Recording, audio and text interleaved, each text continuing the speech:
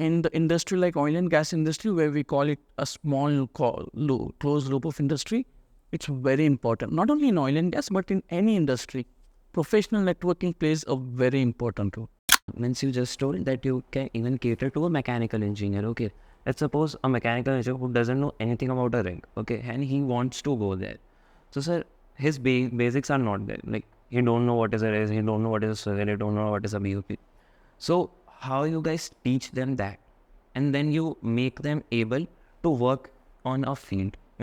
And in every person's life, when a person realizes that this needs to be done for the betterment of the family, when this family comes into picture, a person can do anything and everything to make that happen.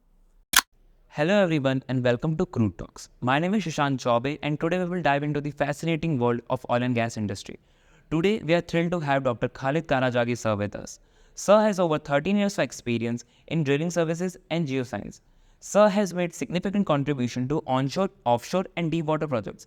As a former base manager and leader in advanced EduCave projects, he has his expertise and guided numerous number of teams to success. Sir is also the founder and director of EduCave, where he has trained over 5,000 students, earning recognition and a doctorate title from European Associations of Geoscientists and Engineers for his exceptional mentoring efforts. Join us as we explore his journey and insights into the industry. From bottom to the top, you must have heard this phrase. The guest on our podcast today, Mr. Khalid Karajagi sir, has lived that life. From bottom of his class to the top right now, opening his own educational platform. Sir, welcome to the podcast. Thank you. Yeah. So, sir, my first question would be to briefly explain your drilling services journey. Okay, hi. So, good morning, everyone. So, talking about my journey in oil and gas industry, it started in 2010 when I started working as a petroleum engineer in a company called IHS in Bangalore. So basically what we used to do over there was just a production forecasting, and then I got an opportunity in one of the service companies where I started working as a mud logger, and then shifted my company to coming to the field of measurement well drilling.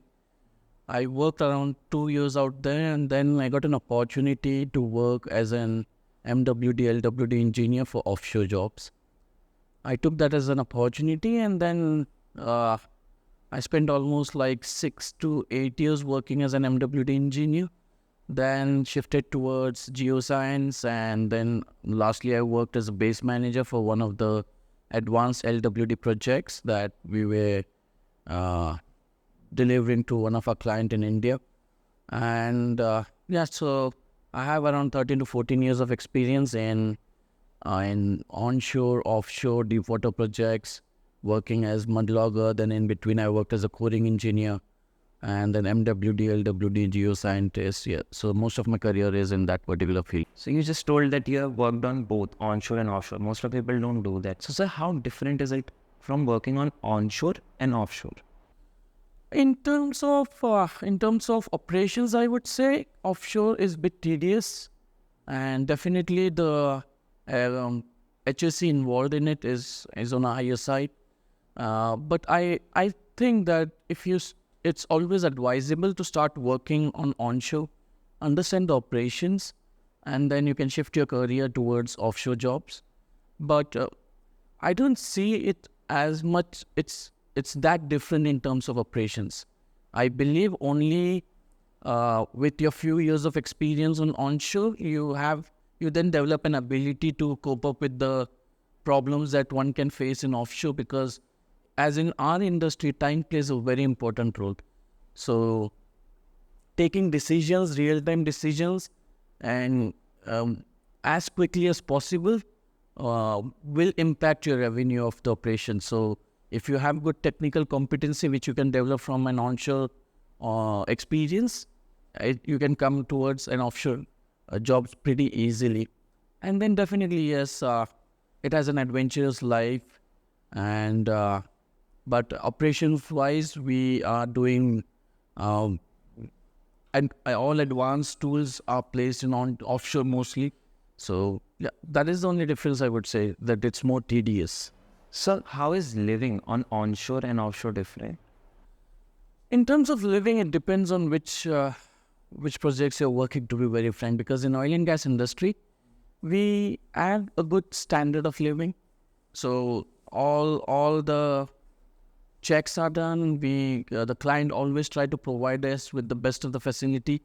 Onshore, yes, due to certain constraint of the location, there might be some ifs and buts out there, but we do have a good standard of living onshore also. Offshore, it's very good, I would say, because of the hygiene and because of the foodings and all. So as compared to onshore, I would say offshore has uh, better facilities, but again, it comes with risk involved in offshore jobs, the climatic conditions and all. So one needs to also consider about that.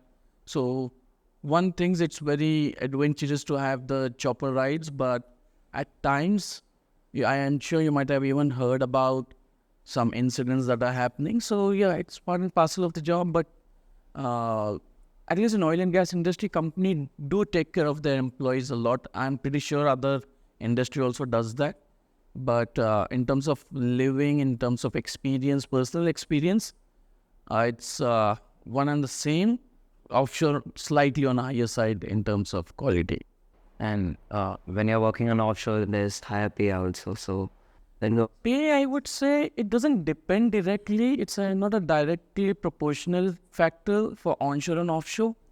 When indirectly, you can say, as I told you, once you start developing your skills in onshore, only then you shift your career towards offshore. So say if you're earning X amount in onshore, once you have around 3 years, 4 years of experience, and if your organization feels it confident that you can perform jobs offshore also, they try to send you offshore. So when they try to send you offshore, you already have like 2-3 years of experience under your belt. So with experience, definitely there will be promotions. So in that particular way, yes, the pay is higher when you go offshore. But from offshore, if you come back to onshore projects, it's not like once you go offshore, you are just stuck over there. The company can even get you back onto the onshore projects. So once you come to onshore projects, the pay would be same that you're getting out there in the offshore. So it's just like you are increasing your value with your technical abilities, with your experience that you have gained, and that value continues wherever you go, onshore or offshore. So you told that you have worked as MWD and NWD, okay. So how a typical day goes in a life of MWD? Okay, it's like not only an MWD, but for any field engineer, I would say, I usually think that field engineer's day is segregated into three parts, or a job is segregated in three parts. So the first is the pre-job. So pre-job planning is very important in oil and gas industry. Then comes your job. So what you do during your job plays a very important role. And then comes your post-job. So basically what we do is, as an MWD engineer, when I go into the field, during my pre-job, it's all about, you rig up your sensors. That helps us a lot for real-time monitoring. You place your units, rig up your sensors, program your tools, and then you pick up your tools according to the standard operating procedures, and then you run the tool in, do your job. While doing your job, it's very important that you monitor all the parameters. So once you monitor all those parameters, try to keep your drilling environment optimized, you pull out a hole and then you do your post-run verifications for the tool. Yeah. A problem occurred on the rig. How the situation is like? Who is the most responsible guy on the rig? So with rig, it depends, who's in which department that problem is. For example, if it's related to drilling services or directional drilling, the MWD engineers, the directional drilling team, those are the people who are responsible for that problem and who are not responsible for the problem, but responsible for mitigating that problem, because that is where the expertise lies. So a rig in itself is like a society where there are people of like we have a lot of people from different fields are operating on the field, right? So there are different fields like mud engineering, cementing, casing, then drilling engineering, geoscience, and drilling services, So When it's rig-related problem, definitely the rig guys are responsible for mitigating it. But if it's related to MWD, LWD, directional driller, that particular team is responsible for it. So what kind of problems can occur? Like, I know about the drilling services. I want to know about the drilling ones. If there's a problem in direction drilling, what kind? So basically with MWD, for example, we all know that MWD is a services which gives instantaneous real-time data. And that data plays a very important role because we get this data in real time. Imagine a condition where you're drilling and there are a number of wells aside or surrounding the well you're drilling. What if there's a time that you stop getting the data?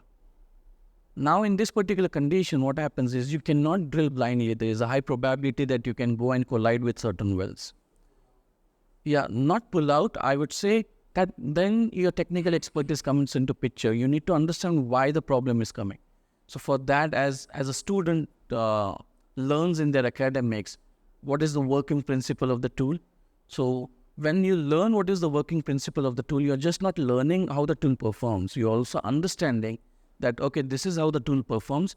What if the tool doesn't perform? Then you should know how the tool performs and why is it not performing, and then you take your real-time course action. So one problem, most important problem, is that there's loss of data. When there's loss of data, you cannot drill ahead. When you cannot drill ahead, it comes under NPT, right? Non-productive time. There's a lot of money involved in these operations. So you need to make sure that this operation keeps going on flawlessly and continuous data. We are being able to record continuous data. So this is one of the problem. A directional driller can get a problem like he knows that for a few meters, if he slides, he can achieve a certain dogleg or he can achieve a target that he has been planning. But downhole down there, you also need to understand the formation. All the formations do not behave same. So you need to understand what formation it is, whether it's a hard, soft formation. Depending on that, you need to play around with the number of meters of slides that you do, So those kind of problems we see day-to-day time. Okay, so let's shift to other side of your career right now. Okay, so you are running EduCave. Okay, so can you give a brief idea what is EduCave and how it can benefit a student? Okay, so EduCave, EduCave, as the name itself suggests, it's Education Center of Academic Vision and Excellence. So when we started EduCave, all field engineers, we thought to get a platform where a student can interact with the field engineers. So what basically we found is when a student goes for an interview, first of all, as we all know that there are not much opportunities for freshers.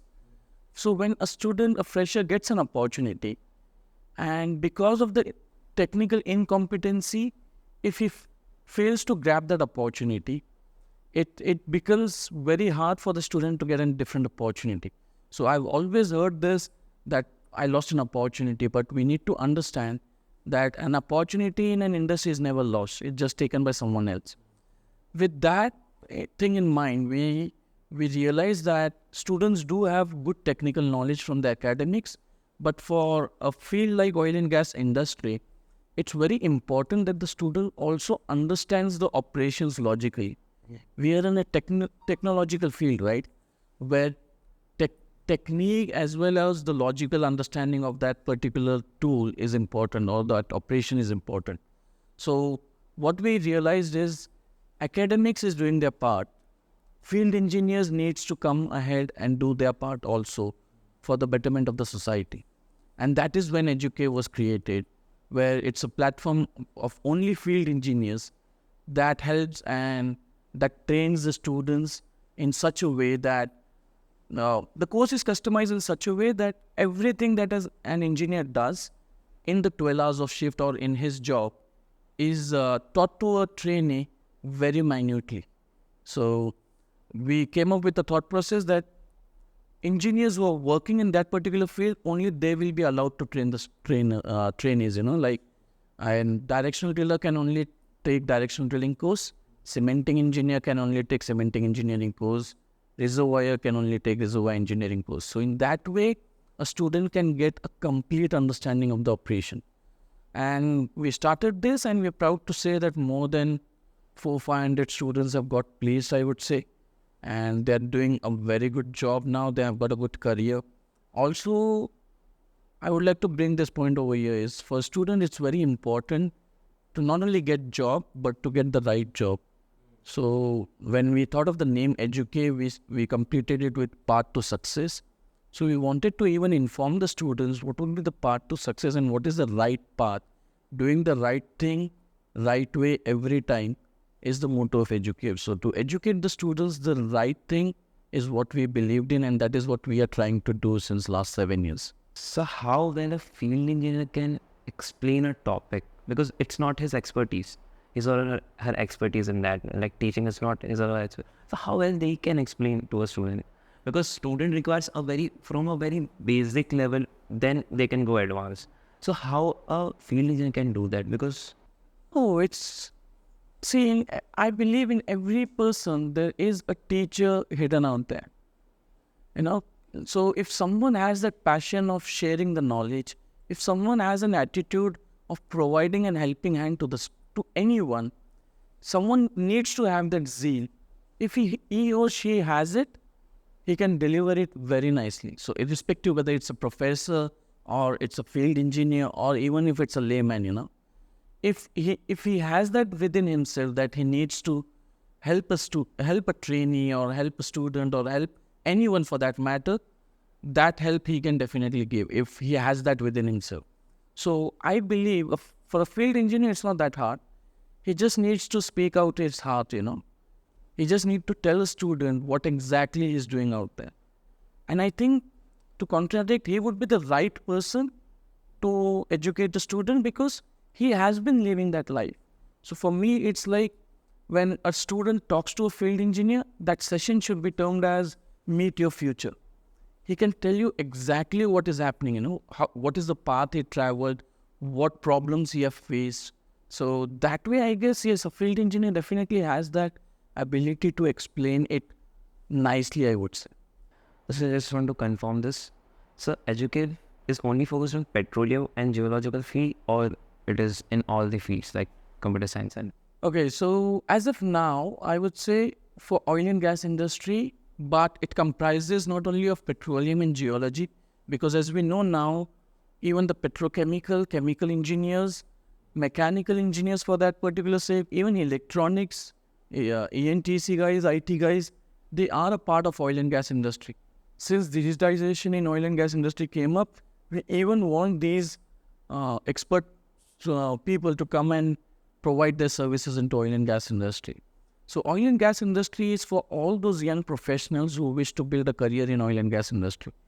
Apart from that, EduCave is also working towards merchant navy and logistics also. So as of now, the core field for EduCave is oil and gas industry. So it is focused on oil and gas industry, but it can cater a wide audience. Yeah, we are trying to expand our fields towards merchant navy and logistics now. So it's the same thought process. Let us try to get the people working in real time to educate the students. So that is what we're trying to do. Okay, so means you just told that you can even cater to a mechanical engineer. Okay, let's suppose a mechanical engineer who doesn't know anything about a ring. Okay, and he wants to go there. So sir, his basics are not there. Like he don't know what is a race, he don't know what is a swirl, he don't know what is a BOP. So how you guys teach them that, and then you make them able to work on a field, means from a field engineer perspective. So, and to answer that, I would say when a mechanical engineer wants to come towards oil and gas industry, so firstly, being a mechanical engineer is trying to shift his career towards a different field. So when he thinks of doing that, he also needs to take an initiative to understand what is the oil and gas industry. So I wouldn't say he can just pop up in a class with no knowledge, So he needs to take an initiative to understand what is oil and gas industry. And for those students, we also have courses like oil rig familiarization, so which starts from very basic. So when it starts from very basic, we do whatever is required to make them understand what is oil and gas industry, and slowly we try to converts them towards the technical aspects of particular services, So I say it's not that hard if a student has an ability to take initiative, if a student have a learning ability, if a student has something in him saying that he wants to pursue a career and he is ready to work hard for it. Let's suppose I'm an average student, okay, and I want to crack a company. So, sir, how should I prepare for that? Okay, so for that, irrespective whether you're average in your academics or you are above average or a brilliant student, cracking an interview for any company is an art, So firstly, yes, definitely you should have good technical competency. To crack any interview, I would say you should have very good technical competency. Secondly, you should have good personality to talk to the HRs and to make them understand what you want to say in the most efficient way of communication. So technical competency along with communication, and then as a student, you also need to understand the importance of professional networking. You need to understand the time that has been given to you as a student of 4 years, how to utilize it in terms of projects, internship, workshop, research works. So you also need to understand that. So this 4 years that has been given to you is a preparation time for you, because when you're exposed to the industry, you need to be well prepared with all your weapons out there. So for an average student, it is all about trying to implement the knowledge that you gain in the academics, how you implement that in the field. It's all about that. You should also learn that. Let's suppose I have the technical knowledge, okay, but still some people, even after having technical knowledge, they are not able to crack the interview. So can you just specify on the interview part? What all things I require and what all things I should improve? See, it's basic, interview में होता क्या है? Interview में 2 लोग हैं, जहाँ पे एक इंटरव्यूअर है, एक आप हो. तो ये जो खेल है, ये दोनों में से एक खेल सकता है. So you should know how to play this game, So firstly, you should understand it's a human nature that if an interview is being conducted, an interviewer will try to ask you questions from his particular field, and you have the theoretical knowledge. It's not only about possessing the theoretical knowledge of understanding say for example, you understand the working principle of a tool. That is just one question, right? What is the working principle? Interviewer will try to understand how much deep knowledge you have about that particular tool. As an interviewer, what I feel is I'll try to understand a candidate, and I'll try to question him to such a level, and I want to see him where his yield point is. Where can he break down? How much knowledge he has. So if you have good knowledge about particular tools or operations, it's very easy for you to crack an interview. You also need to understand what are the terminologies that you're using during an interview, because if it's the terminologies that is understood in the field, it gives an impact. So these kind of small preparations a student needs to think of and do also. Because I have a question here about the learning principle. I'll just read it out. So how different is academic learning from field implementation, as we learn working principle of tool and data of the tool give? Okay, so as I was just telling, just understanding the working principle of a tool is not enough, I would say. And that's a tool is made to perform. A tool is made to give real-time data. So, for example, let's talk about logging while drilling tool. Let's talk about gamma ray tool, for example. This tool, when it goes downhole, this tool is manifested to give you data. But once it goes downhole, is it giving you an accurate data, or is it giving you raw data? That is the question. Because downhole environment starts affecting the data of the tool. For example, if the tool is in contact with the formation, nothing is affecting the data of the formation. That is when the tool can give you accurate data. But we all know while drilling, the tool is having a space. There is a standoff from the formation. In between that, the drilling mud starts affecting the data of the tool, of the formation that is coming towards the tool. So if there's a gamma ray formation of say 80 API, there is a mud density of 10 ppg, and there's the sensor is inside the collar, right? Inside the tool. So the collar attenuation takes place. The mud density attenuates the gamma rays. So this 80, till the time it comes to the sensor, it can get attenuated to 60. Now it is a job of an engineer to convert this raw data into quality data. We need to understand what is the true formation data, because on this particular data, all the decisions that we take rely on the accuracy and the comprehensive data that we get, quality data that we get. So as an engineer, you need to know in which environment your tool is and what can affect the data of the tool.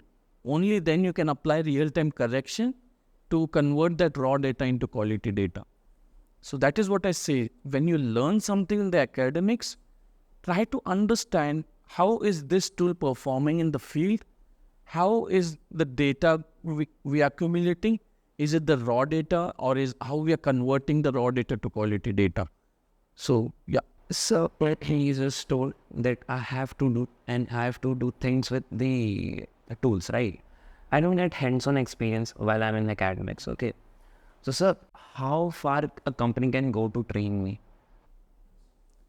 Okay, once you're recruited, Yeah. okay, so there are two procedures now every company follows. One is a pre-training. So before sending you to a job, some companies do prefer training a fresher and then sending them on a job.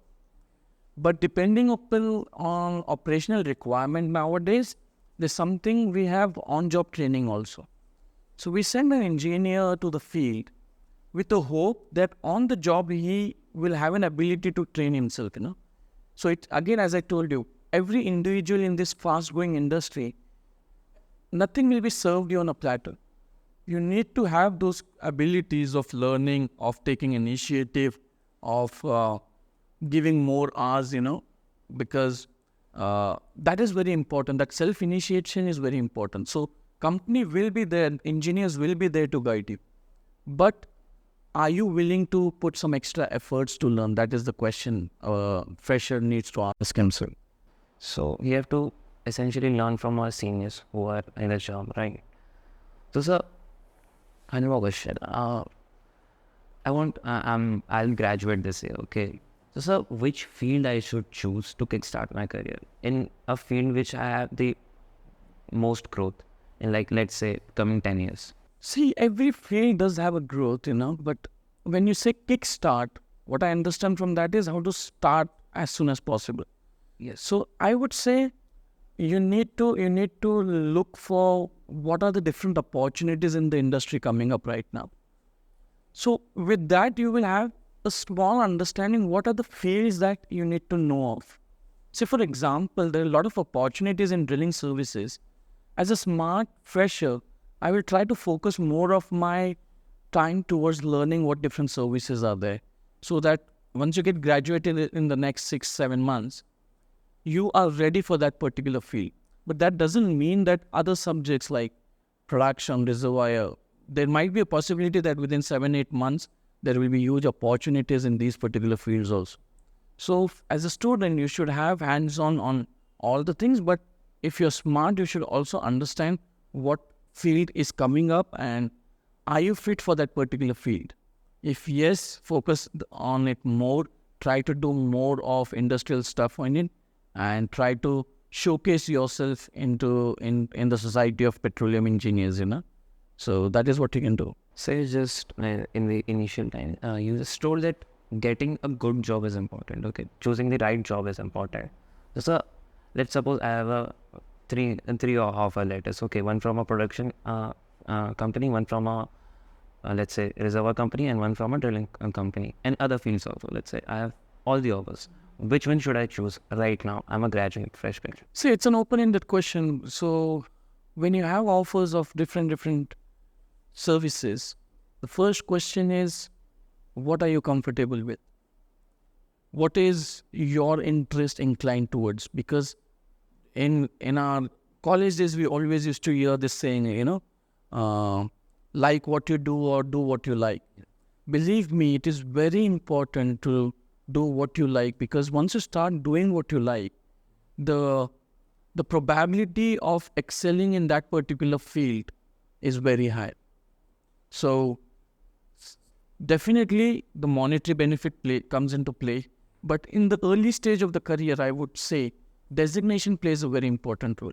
So if you're good with if you are inclined towards production and you get a slightly higher pay in drilling, but you always wanted to get into production because of the abilities or skills that you have developed in production, that is the first point you should think of. Secondly, you should also think about the stability, because in life you need stability. So what kind of projects are coming up?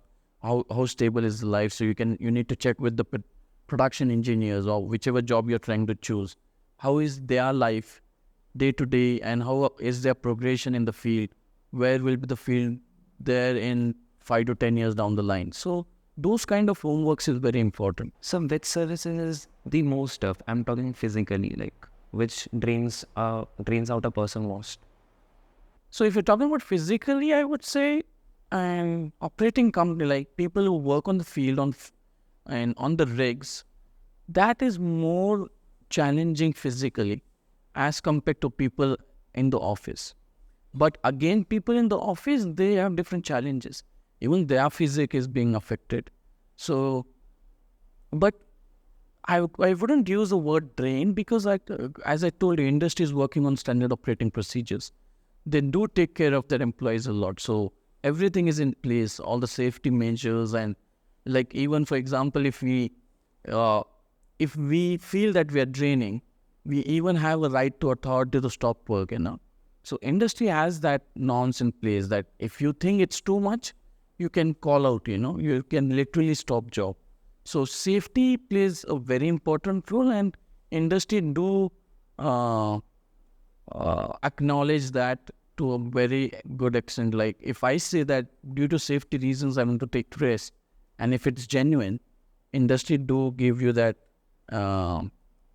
hands to take rest, to stop work and all. So yes. Okay, so when I was searching for a job and an internship, so what I see most is that most of the jobs are for men. Even if I search now, like recruitments for oil and gas industry, they have written specifically that most of the jobs are for the men. So what a girl should do at this place, graduating in 6 months, what? I would disagree on that, because now diversity hiring is taking place. So women, girls and men's, boys are getting equal opportunities, I would say. Industry has been doing it since long. They have accepted girls in the field also. So I wouldn't say girls have less opportunities. Currently in every company, because of this diversified recruitments and all, they also wish to improve the men to woman ratio. So girls are having more opportunities, I would say, and guys have more opportunities in the field. But again, it's like it's a question of debate. Like we all say women's and men's are equal. We understand that yes, we are equal. But I would say if being a girl should be smart enough to understand. Okay, it's my personal thinking. I believe men are physically bit more tougher than women's. That's how nature has made us, But mentally, girls are very much above than what guys are, So when we understand this fact that, okay, I'm not saying here that women's are physically weak, But if you see on a macroscopic level, this is how we know that men's can do physical job more as compared to women's, and women's are more intellectual when it comes to doing tedious job. So when men's are being preferred in the field along with the women's, but women's have good opportunities in office also. So interpretation part, planning part, so over there women's have more opportunities. But saying that, in field also, in the field of MWD, in the field of cementing, in the field of hydrofracturing, in the field of coil tubing, reservoir, women's are also available on field, are working on the field. So they have equal opportunities. In some remote places, yes, you might be seeing these kind of things coming up that only men's. So but those are very minimum. But women's are getting equal opportunities, I would say. Okay, so let's come back to EduCave again. So, sir, what all companies you have tie-up with? It's not about tie-ups, I would say I've been hearing this a lot with educational platforms. Tie-ups, what companies you have tie-up. Tie-up is a very different word, I would say. Tie-up means it's like you're bonded, a company is bonded to you. So with EduCave, what we have done is we have created a very transparent and genuine platform. So what we do is we try to approach a company when we realize that they have an opportunity, and we try to tell them that these students are there with this skill set and we have trained them into this skill set. So when I know that if someone requires a LWD engineer, and if I've trained him in LWD completely in all the logs, and he has all the skill sets that is required by that organization, it becomes very easy for that organization to interview and to select that person. So when I say around more than 450, 500 students have got placed, all the students have got placed in various companies. Definitely, we do have tie-up with companies wherein they have given us a recognition, an appreciation certificate for the course customization, and willing to recruit from EduCave. But that, I wouldn't say it's a tie-up, My tie-up is with my trainees. My tie-up is with my trainees to make them realize that we are working together, we are bonded together to achieve one simple goal, one same goal, that is how to create employability for those families. So that is what we are working towards.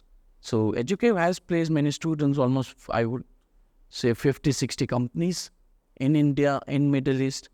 But I wouldn't say that as a tie-up. It's a tie-up. It's a mutual understanding that what they require, if my trainees are able to provide, we request them to please consider them. So that is what we do. So, one more question, and I guess this is the last question. But so you have lived that life of enjoying your college life, and once I would not say bottom, but you were on the below average side of your class, and from that to a place where you are sitting right now. Okay, so sir, how you made that happen?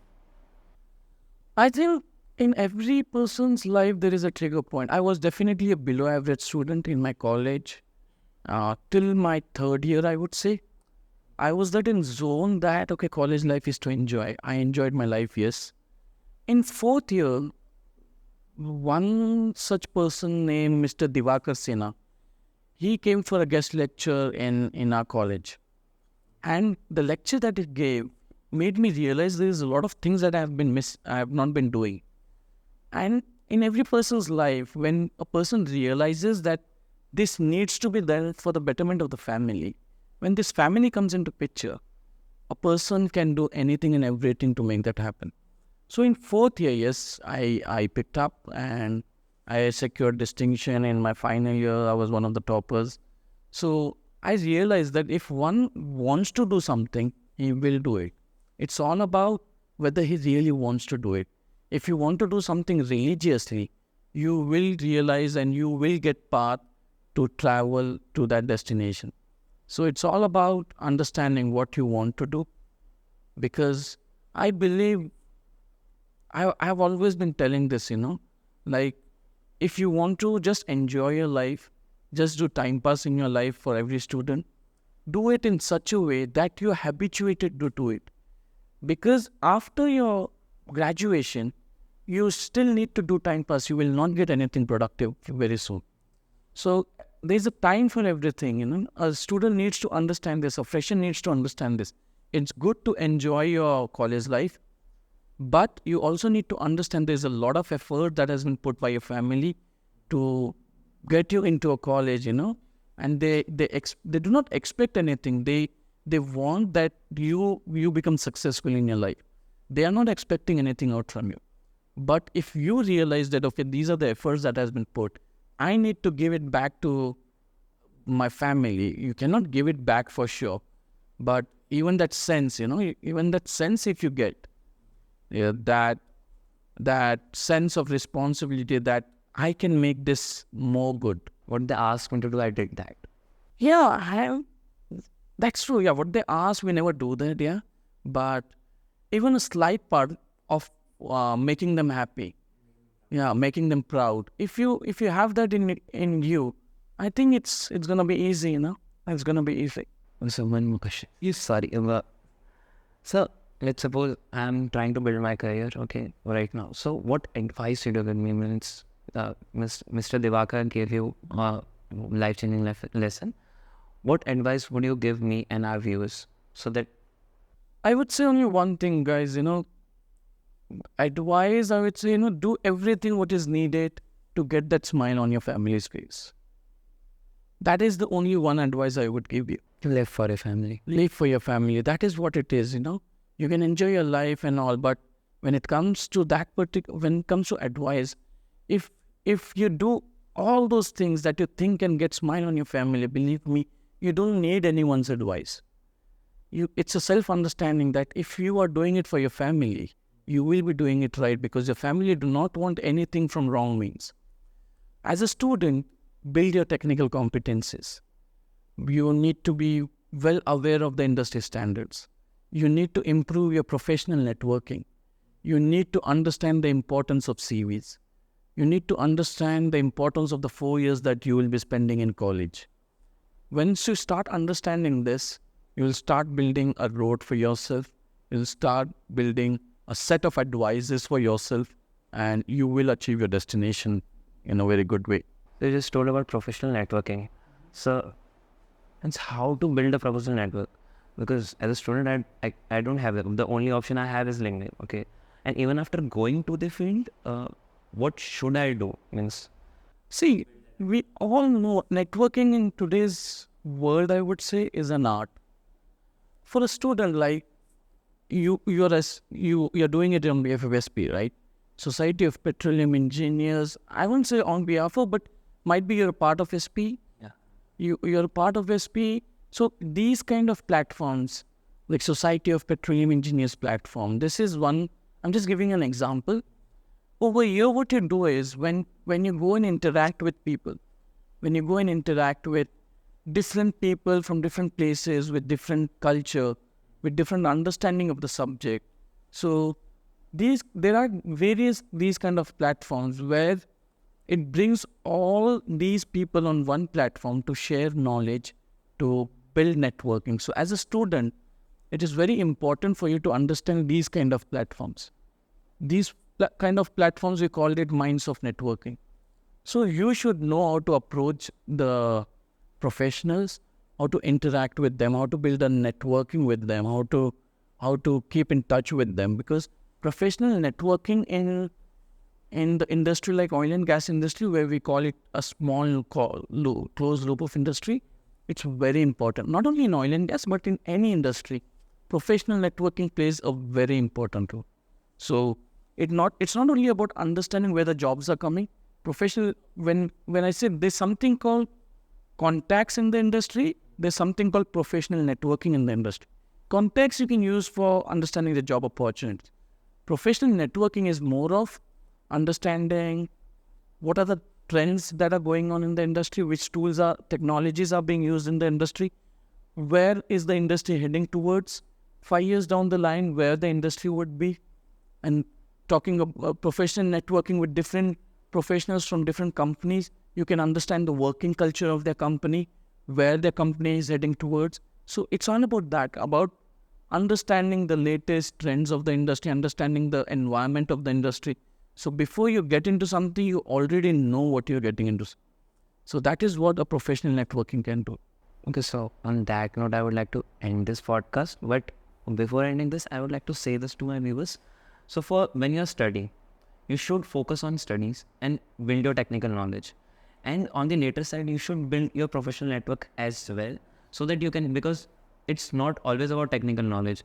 Means if 100 students are graduating, 80 or 90 of them, all of them have that technical knowledge. What makes you different is your ability to build your professional network and how you can impress others to get the job which you want. So that is the differentiation. You should have a differentiating point. That is what I would like to. Definitely. Sounds good too. Yeah. So thanks. Thank you so much, sir, to coming, and I hope we'll have one more interaction with you. Definitely. Sure. Thank you so much, sir.